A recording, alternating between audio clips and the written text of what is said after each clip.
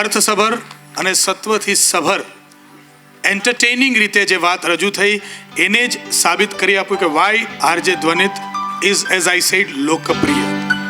જાણીતા થવું એ જુદી વાત છે, પણ લોકોમાં પ્રિય થવું એના માટે જે ડેપ્થ, ઊંડાઈ જોઈએ, જે કેરેક્ટરની અંદર એક શક્તિ જોઈએ, એ આજે આપણે આ આખા વક્તવ્ય દરમિયાન અનુભવી. ભાઈ ધ્વનિતે જે વાત કરી એને આપણને સવાલો પૂછીને એકદમ વિચારતા કરી મૂક્યા. કદાચ તમે આ સભાગૃહમાં આવ્યા ત્યારે તમને કલ્પના પણ નહીં હોય, જેટલા બેઠા છે એ બધા અમારા સહિત, કે આજે આપણી જાતને આપણે જવાબ આપતા થઈ જઈશું આખી રાત, કાલની સવાર સુધીમાં. એવા સવાલો ધ્વનિત તરફથી આવ્યા. અને એને જે વાત કરી એનું એક વન લાઈન જો હળવી શૈલીમાં કહું તો, કે આપણે કેવા છીએ. એને એક સવાલ પૂછ્યો હતો કે આપણો રાષ્ટ્રવાદના પાયામાં શું. એક જવાબ તમારા મનમાં છે, એક જવાબ એનો છે. એનો જવાબ હતો કે સ્પિરિચ્યુઅલિઝમ. મને એક જ ક્ષણે વિચાર આવેલો, એનો જવાબ કદાચ શબ્દ જુદો છે પણ સેમ છે. કે મને એમ લાગ્યું કે આપણો રાષ્ટ્રવાદ એ હિન્દુ જીવન શૈલી છે. હું ઉપાસના પદ્ધતિની વાત નથી કરતો, પણ જીવવાની શૈલીની વાત કરું. But your answer was more larger, more inclusive than me. પણ એને એક વાક્યમાં, એક શબ્દમાં એને આપણે કેવા છીએ એની કંઈ કહ્યા વગર કહ્યું હોય ને તો એ કે આપણે વાત ડાયા છીએ. આપણે વાતો કરીએ, આચરણમાં ના મૂકીએ. અને મને એક પ્રસંગ યાદ આવી ગયો હતો. અને થોડો સમય છે, જઈ નથી પહોંચ્યો તો એક કહું, રિયલ મારી સાથે બનેલો. અને હાઉ બિફિટિંગ ઇટ ઇઝ. આપણે કેવા છીએ. 2012માં અમેરિકા ગુજરાત રાજ્ય સંગીત નાટક અકાદમીની જ એક યોજનાના રૂપે નાટક લઈને અમે ગયેલા. અને હું ગયો ને ત્યારે મારી વાઈફ અને મારા ઘરમાં એમ કહેલું કે વી ઓલ ફોલો વિવેકાનંદજી, કે એને બહુ અમે માનીએ, વાંચીએ. કે શિકાગોમાં તું જા તો વિવેકાનંદજી જ્યાંથી પેલું જે વર્લ્ડ રિલિજિયન કોન્ફરન્સમાં જે વક્તવ્ય આપ્યું હતું, જે બ્રધર્સ ઓફ સિસ્ટર્સ વાળું, એ જગ્યાએ જજે. તો આઈ વોઝ વેઇટિંગ કે અમે શિકાગો જઈએ અને ત્યાં જાઉં. હું શિકાગો ગયો અને મારે 5-6 દિવસ રહેવાનું હતું. શો એક જ હતો, આજુબાજુના દિવસો ફરવાના હતા, ટુ એક્સપ્લોર. તો હું જેટલા ભારતીયોને, ગુજરાતીઓને મળું એમાં પૂછું કે એ કઈ જગ્યાએથી લેક્ચર આપ્યું હતું. તો એ વર્ષોથી ત્યાં રહેતા હતા, એમને ખબર જ નહોતી. મેં કહ્યું એ પાર્ક હતું. એ પાર્ક ક્યાં? તો બધા કે ના, વી હેવ નેવર થોટ. એ અમને ખબર જ નથી. હું જેમને ત્યાં હતો એ ત્યાંનું મોટામાં મોટું મ્યુઝિયમ છે, જે Chicago is having the second biggest museum or art gallery in America after New York. એમાં ઇન્ડિયન સેક્શનના એ એડવાઇઝર હતા, ભારતીય બધી શૈલીના. એમને પણ ખ્યાલ નહોતો કે ક્યાં આવ્યું એ. પછી અમે એકવાર આર્ટ ગેલેરી જોવા ગયા અને ટિકિટ લીધી અને પેલું ઓડિયોનું પણ પાસ લીધો કે આપણે બધા પેઇન્ટિંગ્સ વિશે જાણી શકીએ. ત્યારે એક 60-70 વર્ષની ગોરી અમેરિકન લેડી મારી પાસે આવી. મને કહ્યું, you want guide? I said no, we don't want. આપણે પહેલાં ડોલરની ચિંતા થાય ને કે ભાઈ પૈસા $25 તો દીધા, હવે કેટલા દેવાના. તો કે ના, it's free, I am volunteer. હું આ એટલું મોટું મ્યુઝિયમ છે, બધાને ફ્રી દેખાડું છું, વોલેન્ટરી કરું છું. તો આઈ સેડ તો મફત તો અમે રેડી જોઈએ આપણે. એટલે આઈ સેડ ઓકે, આવો. પછી અમને આમ લઈ જતા હતા ને ત્યારે રસ્તામાં ઊભા રાખીને પૂછ્યું, you look Asian but are you Indian? કારણ કે આપણે લંકા, બાંગ્લાદેશ, પાકિસ્તાન સરખા લાગીએ. તો મેં કીધું હા, અમે ઇન્ડિયન છીએ. I'll take you to one place. એ મને એ આર્ટ ગેલેરીમાં એક નવું ઓડિટોરિયમ બન્યું હતું, ત્યાં લઈ ગયા. આવી જ રીતની રચના હતી અને પાછળ દરવાજાથી અમે એન્ટર થયા એટલે છેલ્લી રોમાં હતા. મને કે આ એક પાર્કનો ભાગ હતો જે હવે મ્યુઝિયમમાં આવરી લીધો છે. તમે જ્યાં ઊભા છો ને ત્યાં ઊભા રહીને વિવેકાનંદે લેક્ચર આપ્યું હતું. અને આ આખો સ્લોપ હતો અને અહીંયા આ સ્લોપમાં બધા લોકો બેઠા હતા અને ત્યાં વિવેકાનંદજીનું ચિત્ર લાગેલું છે. આખી સ્પીચ શબ્દશ લખેલી છે. અને એ વર્ષ એમના જન્મનું એવું વર્ષ હતું કે ત્યારે એ લોકોએ 1 વર્ષ એ સ્પીચ નિયોનમાં એના સ્ટેપ્સ પર મ્યુઝિયમમાં લગાડી હતી. આપણા ભારતીયોને ખબર જ નહોતી. વી never new, they celebrated it.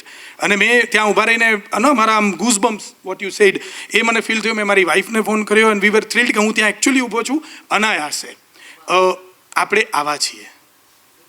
We don't have that value. આપણે જેને કહીએ ને કે આપણું આત્મસન્માન, કે એની વેલ્યુ નથી. માત્ર વાતો કરીએ. વિદેશમાં જઈએ ત્યારે એમની પદ્ધતિ જોઈ અને ખુશ થઈ. અને જેવા સિંગાપુરની ફ્લાઇટ અહીંયા લેન્ડ થઈ ને સૌથી પહેલાં લાઈન આપણે તોડીએ ઇમિગ્રેશનમાં, કે આમ ખુશીને જઈએ. અને એના તરફ ભાઈ ધ્વનિતે બહુ સરસ રીતે, સટલ રીતે, સચોટ રીતે અને એકદમ યોગ્ય સવાલો પૂછી અને આપણને જવાબો માગ્યા છે. એ જવાબો મેળવીને આપણે માત્ર આચરણમાં ઉતારીએ તો આજની સાંજ ગુજરાત રાજ્ય સંગીત નાટક અકાદમી, ગુજરાતી સાહિત્ય અકાદમીનો આજનું આપણું એકઠા થવાનું સફળ થશે. વેલ ડન ધ્વનિતભાઈ, મજા પડી ગઈ. આ તો જસ્ટ મને એક પ્રસંગ યાદ આવી ગયો અને આઈ શુડ શેર. અને છેલ્લે એને જે બોર્ડર ફિલ્મના ગીતથી આખી વાત પૂરી કરી અને મને પણ એમ લાગ્યું કે એક બી-ફિટિંગ વાત મારે કરવી જોઈએ કે આજે છૂટા પડીએ ત્યારે આપણે કયો સંકલ્પ લેવો જોઈએ, આપણે કેવા હોવા જોઈએ, આપણી ઈચ્છા કેવી હોવી જોઈએ એક નાગરિક તરીકે. તો અમે નાના હતા ત્યારે ભણવામાં આવતી, આમાં બેઠેલા ઘણા મારી ઉંમરના દેખાય છે. હું ભાઈ અર્ધવાર કહે છે એટલો નાનો નથી. મને નાની ઉંમરે ગૌરવ પુરસ્કાર મળ્યા ને 13-14 વર્ષ થઈ ગયા. તો ત્યારે એ વય ગ્રુપને આવ્યું હશે. માખનલાલ ચતુર્વેદીની એક કવિતા આપણને આવતી, પુષ્પ કી અભિલાષા, એક ફૂલની ઈચ્છા શું છે. એમાં કદાચ આજની સાંજમાં આપણને શું સંકલ્પ લેવો જોઈએ એ આવી જશે. પુષ્પ શું કહે છે કે મારી ઈચ્છા શું છે. ચાહ નહીં મેં સુરબાલા કે ગहनों में गूंथा जाऊं, चाह नहीं मैं सुरबाला के गहनों में गूंथा जाऊं, चाह नहीं मैं प्रेमी माला में बिंद प्यारी को ललचाऊं. મારે પ્રિયતમાના નું પણ ફૂલ નથી થવું. ચાહ નહીં સમ્રાટો કે શવ પર હૈ હરી મેં ડાલા જાઉં, ચાહ નહીં સમ્રાટો के शव पर है हरी मैं डाला जाऊं, चाह नहीं देवों के सिर पर चढ़ूं और अपने भाग्य पर इतलाऊं. મારે ઈશ્વરના સિર ઉપર પણ નથી ચડવું. એ શું કહે છે? મુझे तोड़ लेना वनमाली, उस पथ पर देना तुम फेंक, मातृभूमि पर शीश चढ़ाने जिस पथ जावे वीर अनेक. આ આપણી કોઈ આવી કોઈ સપનું કે ઈચ્છા આપણી હોવી જોઈએ કે જે આજના દિવસે જેમ ધ્વનિતે સવાલો પૂછે એમ બીજો એ પણ આપણી અંદર એક ગ્રેટિટ્યૂડની ભાવના પણ કદાચ આવા ઉત્સવોની છે કે જે બોર્ડર પર લડી રહ્યા છે, જેમના ખભા પર ચડીને આઝાદી મેળવી અત્યારે જે સાચવી રહ્યા છે, એમના માટેનું પણ એક સન્માન હોવું જોઈએ. જે એના સવાલમાં પણ હતું કે તમે ક્યારેય કોઈને રાષ્ટ્રવાદની કે કોઈ આપણા શૌર્યની ગાથા કહી છે કોઈ નાના બાળકને? તો ચાલો આપણે એ તો કરીએ કે આજે ગાથાઓ કહીએ જે વિષ્ણુભાઈએ કહી એ કહીએ. આટલી વાત સાથે કાર્યક્રમના હવે એક જબરજસ્ત દોર તરફ જઈએ છીએ ત્યારે અમારી વચ્ચે ઉપસ્થિત છે ડૉક્ટર જયેન્દ્રસિંહ જાદવ, રાજેશ ઠક્કર અને શ્રી પાર્થ મહાબાહુ. અમે આપ ત્રણેયનું સ્વાગત કરીએ છીએ અને હવે એક સંગીતનો જબરજસ્ત દોર શરૂ થશે. ડૉક્ટર ફાલ્ગુની શશાંકને વિનંતી કરીશ કે તેઓ આજની આ સાંજને એક બી-ફિટિંગ સંગીતમય અંત તરફ લઈ જાય. આપણી વચ્ચે જે વાદ્યકારો છે, કીબોર્ડ પર દિવ્યાંશુભાઈ, તબલા પર અવિનાશભાઈ, ઓક્ટોપેડ પર સૂરજભાઈ, સારંગી પર વનરાજ શાસ્ત્રી અને ગાયકો ડૉક્ટર નરેન્દ્ર શાસ્ત્રી, ડૉક્ટર ફાલ્ગુની શશાંક, રક્ષા શુક્લ અને ડૉક્ટર કૃતિ મેઘનાથી. તો હવે સંગીતના દોર માટે હું વચ્ચે હવે નહીં બોલું, માત્ર એક નાનો દોર છે. આપ જેટલા છો એટલા સરસ રીતે આ દોરને પણ માંડીને આપણે છૂટા પડીએ. જોરદાર તાળીઓથી ડૉક્ટર ફાલ્ગુની શશાંક. મિત્રો, હું અત્યારે બંકિમચંદ્ર ચટ્ટોપાધ્યાયનું મા ભારતી ગાન ગાઉં છું. એક થોડીક વાર જે પણ ઊભા થયા બેસી જાઉં, કારણ કે વંદે માતરમ.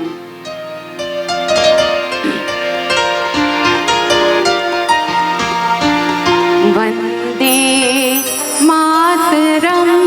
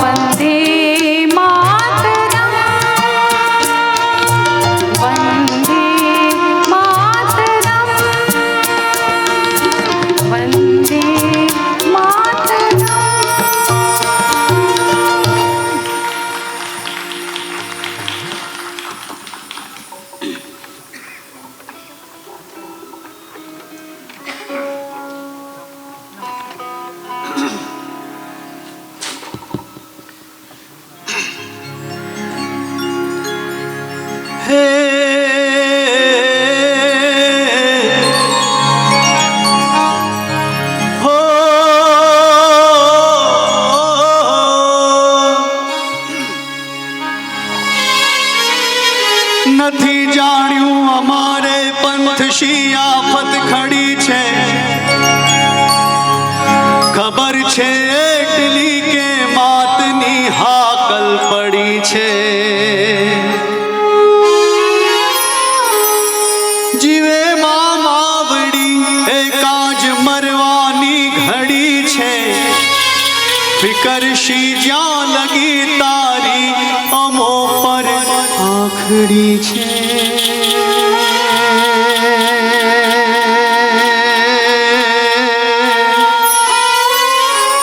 ફિકરશી જ્યાં લગી તારી અમો પર આખડી છે। અમારે ઘર હતા વાલા હતા, ભાંડું હતા ને પિતાની છાય લીલી ગોદ માતાની હતી એ। ગભૂડી બહેનના આંસુ ભીના હૈયા હિચોળે, અમારા ને નૌના ઝંપતા આરામ ઝોલે।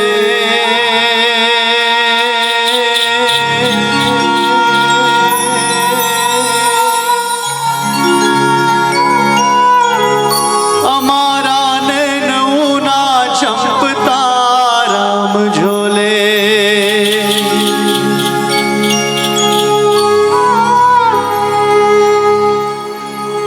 સમયનો તો પ્રિયાને ગોદ લઈ આલિંગવાનો, સમયનો તો શિશુના ગાલ પણ પંપાળવાનો। સમય નવ માવડીને એટલું કહેતા જવાનો, ટપકતા આંસુને ઓ માં સમજજો બાળ નાનો।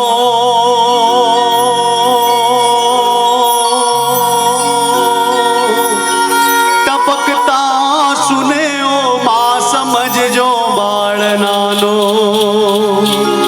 ટપકતા સુને ઓ માં સમજજો બાળ નાનો।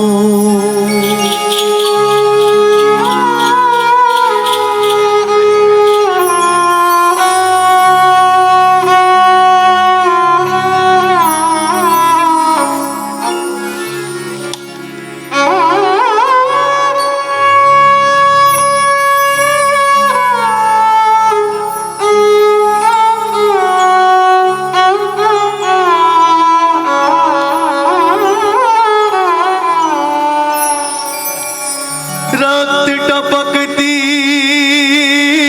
સો સો ઝોળી સમરાંગણથી આવે। કેસર વર્ણી સમર સેવિકા કોમલ સેજ બિછાવે। ઘાયલ મરતા મરતા રે માતની आजादी गावे।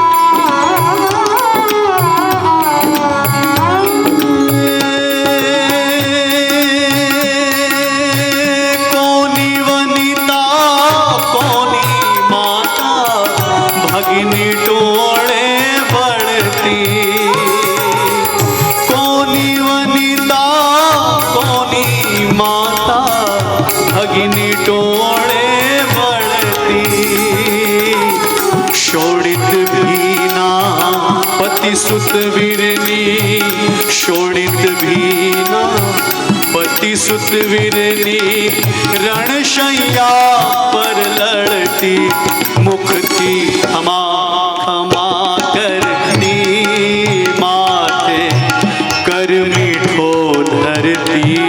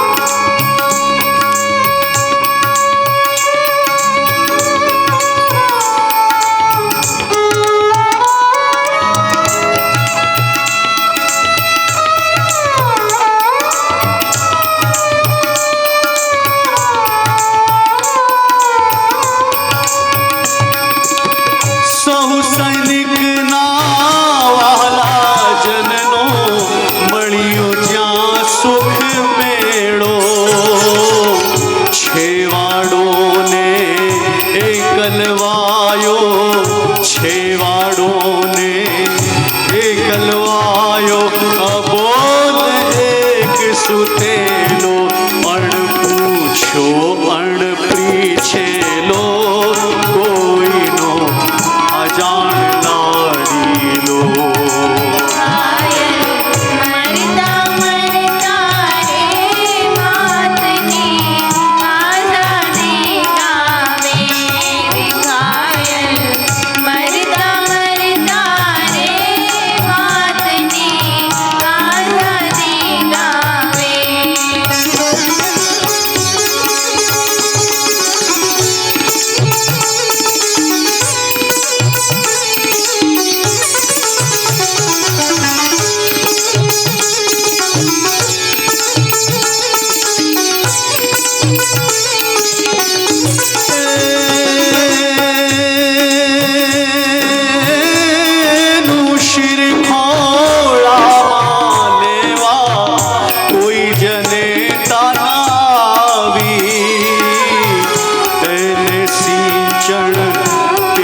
कचोड़ा एने सींचण तेल कचोड़ा नव कोई बहनी लावी कोई ना लाडकवायाली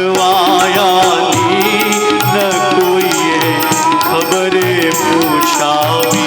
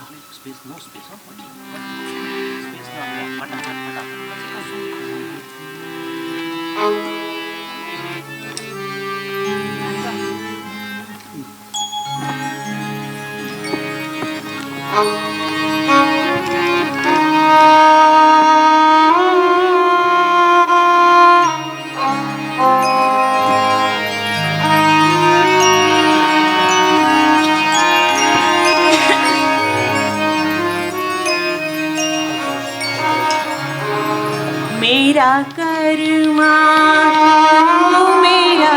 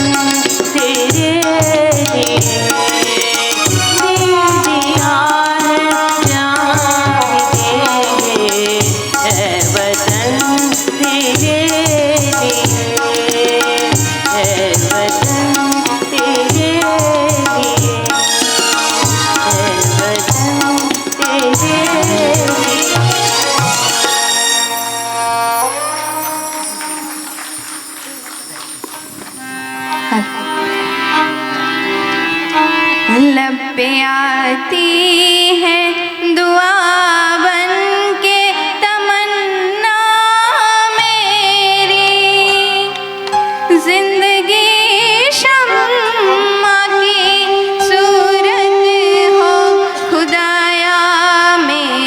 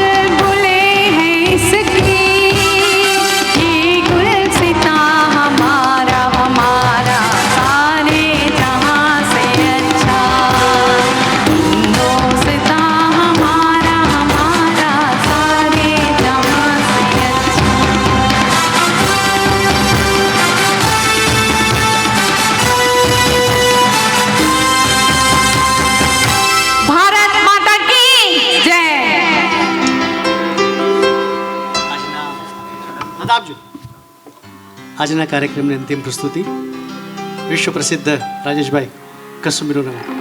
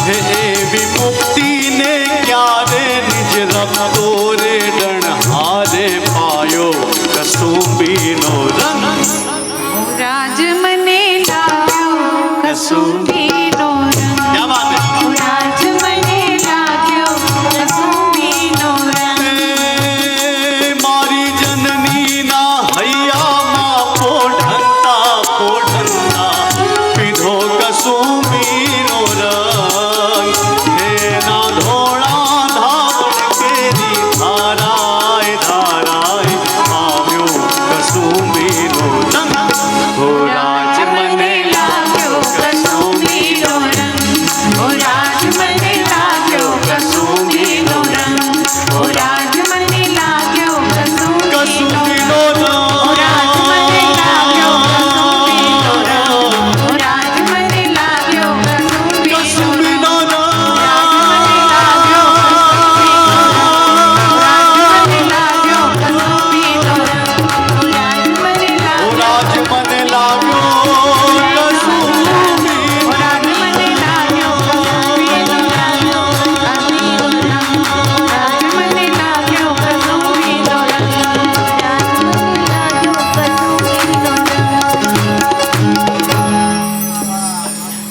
ધન્યવાદ ધન્યવાદ.